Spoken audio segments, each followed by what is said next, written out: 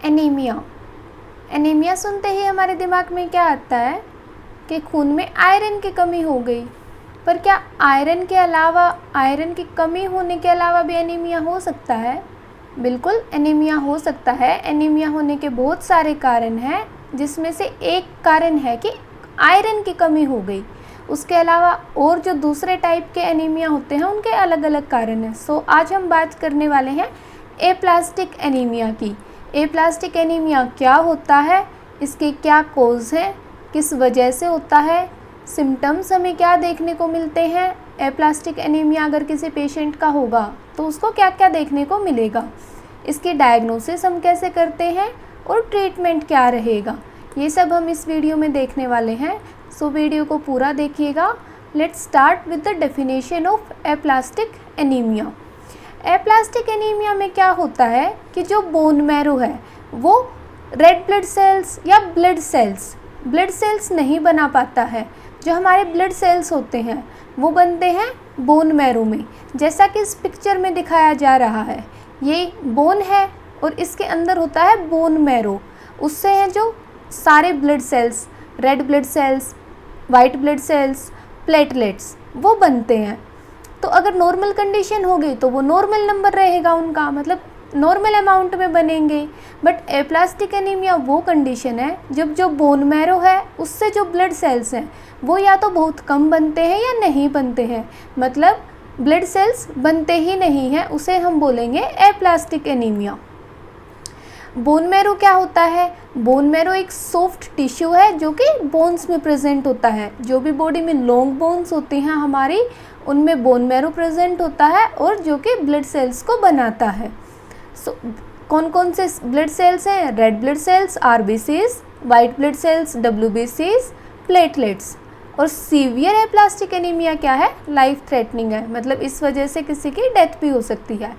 अब देखते हैं कि इसके कारण क्या हैं। What causes aplastic anaemia? Unknown cause basically देखने को मिला, बट कुछ कारण हो सकते हैं किस वजह से ये डेवलप हुआ।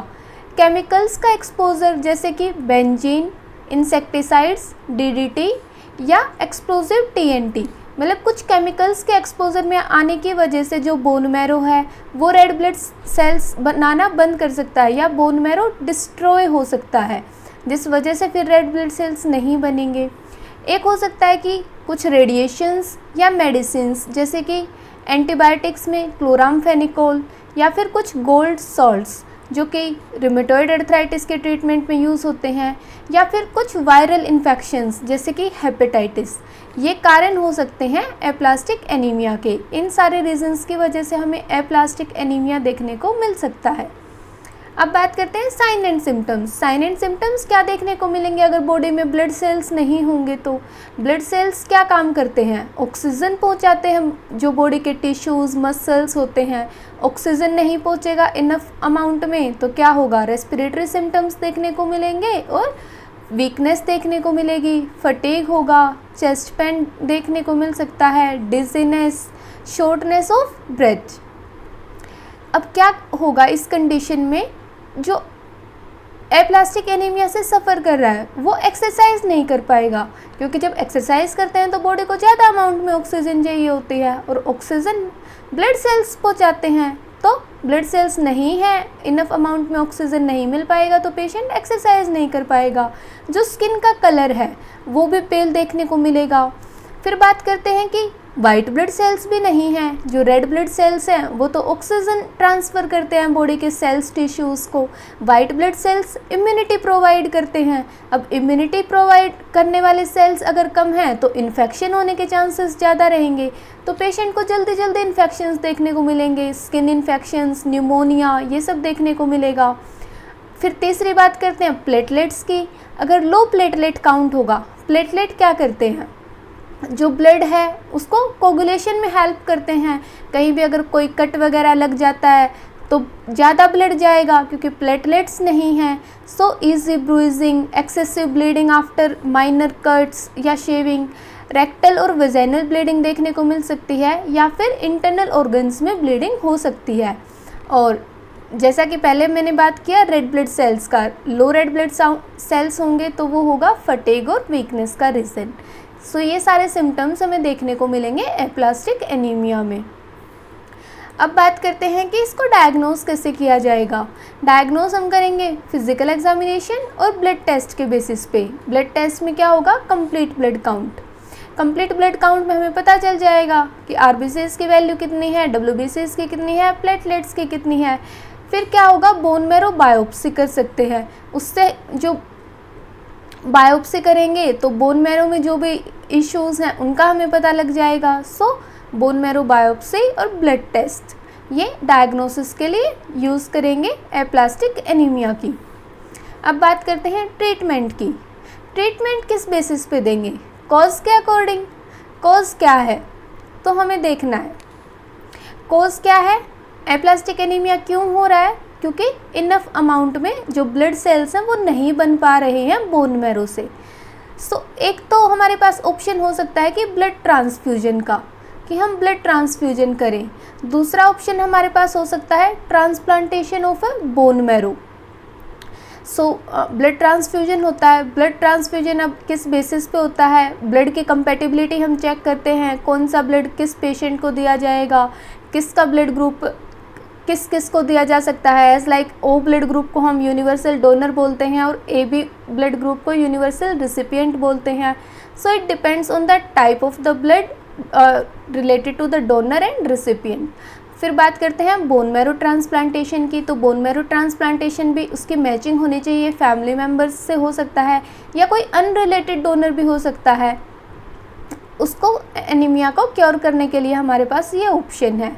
फिर क्या करते हैं कि अगर ट्रांसप्लांटेशन होती है, जैसे किडनी ट्रांसप्लांट बहुत कॉमनली सुना होता है, तो ट्रांसप्लांटेशन होती है तो हाई चांसेस होते हैं कि बॉडी उसको रिजेक्ट कर देगी।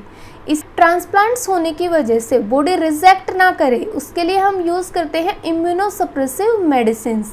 मतलब वो मेडिसिन्स यूज़ की जाती हैं जो इम्यूनिटी को सप्रेस कर देती हैं, जिससे रिजेक्शन के चांसेस हैं वो कम हो जाएं।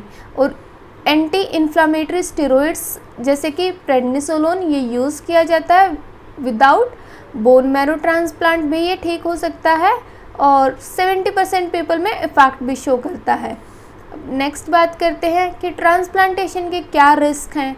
ट्रांसप्लांटेशन के रिस्क हैं कि इम्यूनोसप्रेसिव मेडिसिन्स ले रहे हैं तो इन्फेक्शंस हो सकते हैं, टॉक्सिक इफेक्ट कीमोथेरेपी का देखने को मिल सकता है जो कि फेटल है, और जो साइड इफ़ेक्ट्स होते हैं एंटी इन्फ्लामेटरी स्टेरॉइड्स के, हाई बीपी, वेट गेन, ये सब भी देखने को मिल सकता है। और क्या हो सकता है, ग्राफ्ट वर्सेस होस्ट डिजीज़। इसमें क्या होगा कि जो बोन मैरो सेल्स हैं डोनर के, वो अटैक करने लगते हैं बॉडी को, जो कि एक सीरियस कॉम्प्लिकेशन है और जिसे हम बोलते हैं graft versus host disease. Rashes develop हो सकते हैं, डायरिया, लीवर प्रॉब्लम्स, या इम्यूनोसप्रेसिव ड्रग्स हैं जो प्रिवेंट कर सकती हैं इन कॉम्प्लिकेशंस को। अब बात करते हैं सम डू और डोंट्स की, जो हमें ट्रीटमेंट और पूरी जो साइन एंड सिम्टम्स हैं उनको मैनेज करने के लिए यूज़ करने हैं। सो विदाउट प्रिस्क्रिप्शंस मेडिसिन को नहीं लेना है। Unless until your physician don't prescribe the medicine, खुद से मेडिसिन को नहीं लेना है। लेबोरेटरी टेस्ट करवाने हैं जो भी बोले गए हैं। जो भी डाइट है वो प्रॉपर लेनी है। इन्फेक्शन फ्री खाना खाना है, क्योंकि लो ब्लड सेल्स हैं, डब्ल्यूबीसीज लो हैं, तो इन्फेक्शन होने के चांसेस ज़्यादा हैं। Do wear A medical alert bracelet and call your health provider if you have fever, bleeding, chest pain और डिजीनेस। क्या नहीं करना है, जो भी क्राउड वाले प्लेसेस होते हैं उनको अवॉइड करना है। एस्पिरिन या एस्पिरिन जैसे जो ड्रग्स हैं उनको अवॉइड करना है, क्योंकि ब्लीडिंग के चांसेस ज़्यादा रहेंगे।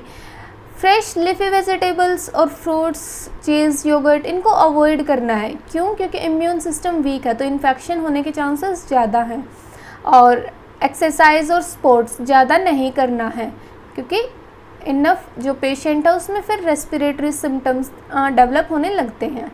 So this is all about aplastic anaemia. हमने देखा है एप्लास्टिक एनीमिया क्या होता है, उसके क्या कारण है, साइन एंड सिम्टम्स क्या होते हैं, डायग्नोसिस किस बेसिस पे बनाया जाता है एंड ट्रीटमेंट क्या रहता है। Hope so video is helpful for you. For more videos keep watching clinical knowledge and medicine, share and subscribe our channel. Thank you.